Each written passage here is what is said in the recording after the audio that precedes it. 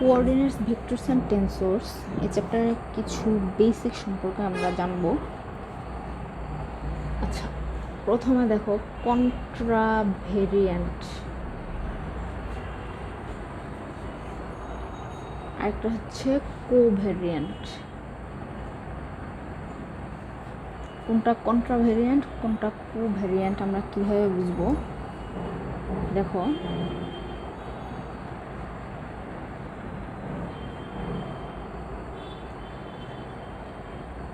এ এর সূচকটা যদি উপরে থাকে তাহলে এটা হচ্ছে কন্ট্রাভেরিয়েন্ট, সূচক যদি নিচে থাকে তাহলে এটা হচ্ছে কোভেরিয়েন্ট। আচ্ছা, এবার আমরা জানবো হচ্ছে র্যাঙ্ক বা মাত্রা সম্পর্কে।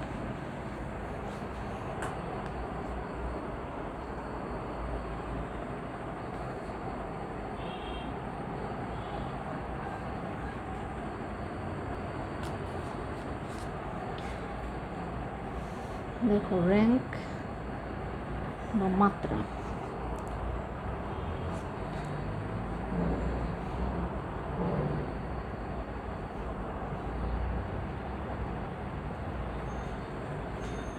আচ্ছা এখানে এটার মাত্রা কত? দেখো, এখানে সূচক উপরে কয়টা? দুইটা, নিচে কয়টা? তিনটা। যোগ করো, টোটাল যতগুলো সূচক আছে ওইটাই হচ্ছে তার মাত্রা। তাহলে মাত্রা কোনটা? মাত্রা হচ্ছে টেন্সরের বাস্তব সূচক সংখ্যাকে মাত্রা বলে।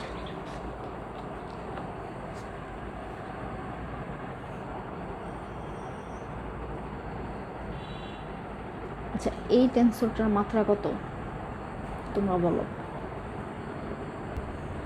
এখন আমরা যেটা শিখবো সেটা হচ্ছে মোস্ট ইম্পর্ট্যান্ট, একটু মনোযোগ দিবা। Transformation law of tensor.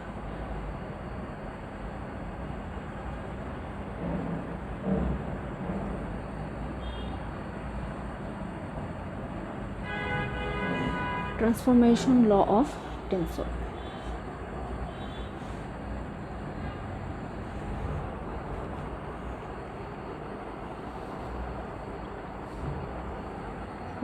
A I J K আর নিচে থাকবে হচ্ছে এল এম।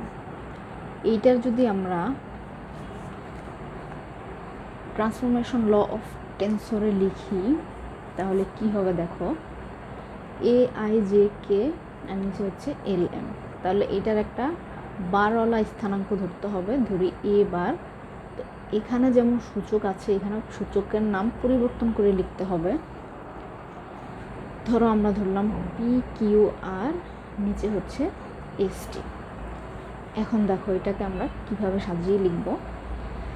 এটা সবসময় মনে রাখবা যে ট্রান্সফরমেশন ল অফ টেন্সরের বারওয়ালা স্থানাঙ্ক যেটা সেটা থাকবে হচ্ছে বাম পাশে, এবং বার ছাড়া স্থানাঙ্ক বা যার টেন্সর সে থাকবে হচ্ছে ডান পাশে।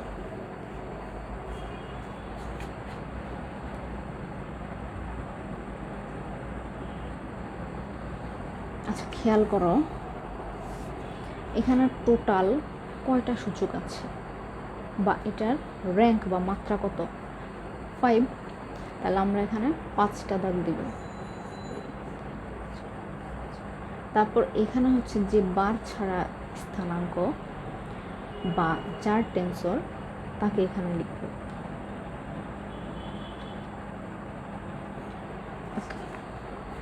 এবার দেখো বারওয়ালা স্থানাঙ্ক যেটা সেটার উপরের কি কি আছে? পি কিউ আর। তাহলে আমরা লিখব del x bar P, del x bar Q, del x bar আর। নিচে কি আছে? S T, del x bar S, del x bar টি। রইল বাকি কোনগুলো? যার টেন্সর। আচ্ছা, যার টেন্সর সে হচ্ছে উল্টা বসবে। যেমন এখানে আই জে কে কোথায় আছে? উপরে। আই জে কে এগুলো হবে হচ্ছে নিচে। যেমন del X I, del X J, del X K. L M এই দুইটা সূচক নিচে আছে, এই দুইটা যাবে হচ্ছে উপরে। Del X L, del X M.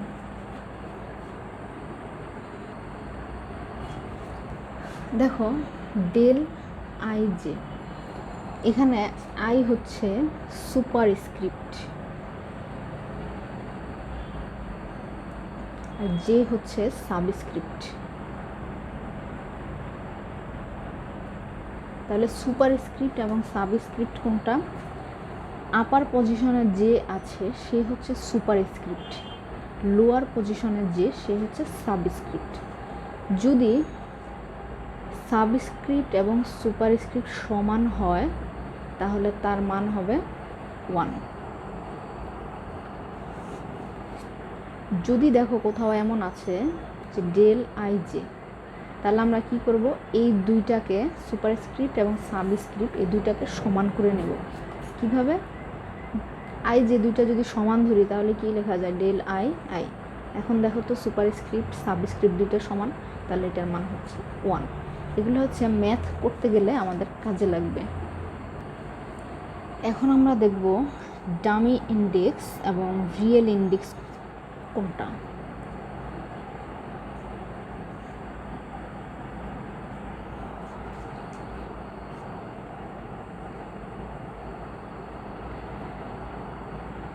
A I x I J. দেখো এটা একটা রাশি, এই রাশিতে ডামি ইন্ডেক্স কোনটা, রিয়েল ইন্ডেক্স কোনটা?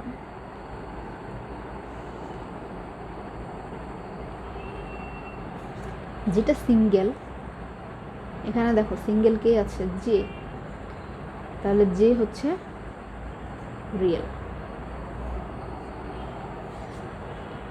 যেটা সিঙ্গেল সেটা হচ্ছে রিয়েল, ঠিক আছে? আর যেটা দেখো এখানে আই দুইবার আছে তাহলে আই হচ্ছে ডামি।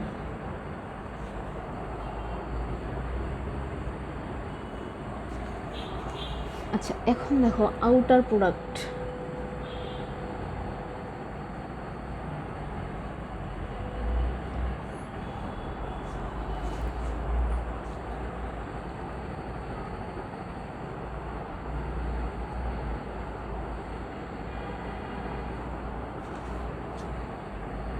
এই দুইটাকে আমরা যদি আউটার প্রোডাক্ট করি তাহলে কি হবে? দেখো একটা নতুন একটা উপাদান হচ্ছে সি, সবগুলা যদি তুমি গুণ করো পি কিউ আর এল এস এম এন, এটা হচ্ছে আউটার প্রোডাক্ট। এবার দেখব হচ্ছে আমরা ইনার প্রোডাক্ট।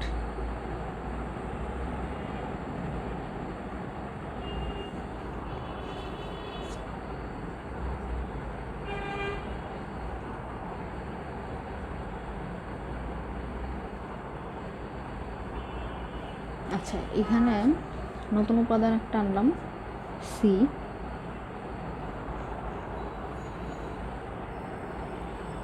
দেখো এখানে আছে হচ্ছে পি, এখানে আছে কিউ, কোনাকুনি। তো কোনাকুনি হচ্ছে আমরা সমান করব। দেখো আমরা যদি ধরি পি ইজ ইকুয়াল টু কে, তাহলে কি হয়? দেখো পি সমান যদি কে হয় তাহলে দেখো এই কে আর কে ক্যান্সেল, তাহলে কি থাকতেছে? উপরে হচ্ছে আই জে আর নিচে হচ্ছে কিউ আর।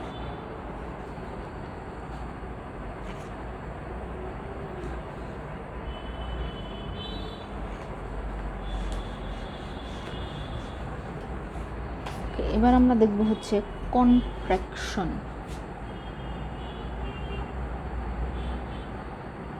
কন্ট্রাকশন বা সংকোচন। দেখো A P Q R S T. এখন আমি যদি এখানে আর সমান পি বসাই তাহলে কি হয়? দেখো এ পি কিউ আর সমান যদি পি বসাই পি এস টি, তাহলে দেখো পি পি ক্যান্সেল, কি থাকতেছে কিউ এস টি। এখন দেখো এটার নাম কেন কন্ট্রাকশন বা সংকোচন। দেখো এইখানে এইটার র্যাঙ্ক কত ছিল 5, এখানে র্যাঙ্ক কত 3, র্যাঙ্ক কি কমে গেল না, সংকুচিত হইল, এজন্য এটার নাম হচ্ছে কন্ট্রাকশন বা সংকোচন। সেমভাবে তুমি খেয়াল করো ইনার প্রোডাক্টও, এখানে তোমার র্যাঙ্ক কত ছিল 6, তারপর কত হলো 4, 6 থেকে 4 সংকুচিত হইল, তাহলে ইনার প্রোডাক্ট এটাও হচ্ছে এক ধরনের কন্ট্রাকশন। আচ্ছা এখন দেখব সিমেট্রিক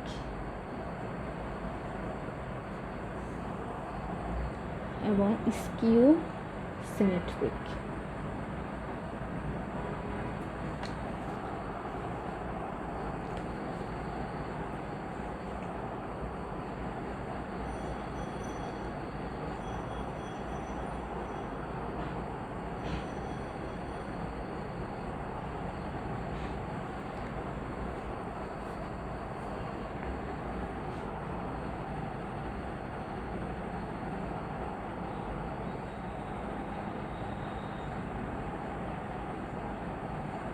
খেয়াল করো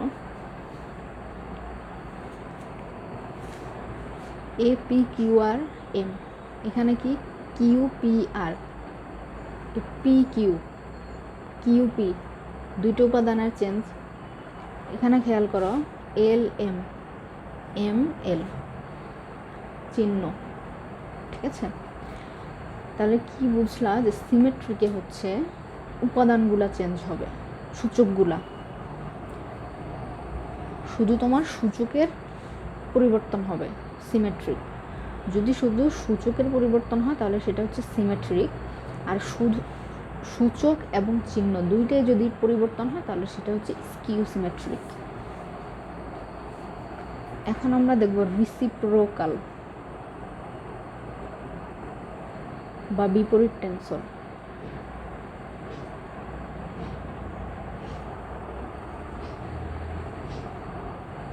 A P Q P R, আচ্ছা নতুন একটা উপাদান দিলাম ডেল। এখন দেখো এটা কি হয়, পি পি যদি ক্যান্সেল হয়, যেহেতু পি পি কোনাকুনি সমান, আর যদি এত সমান এত হয় তাহলে টেন্সর দুইটা একে অপরের বিপরীত টেন্সর, ঠিক আছে।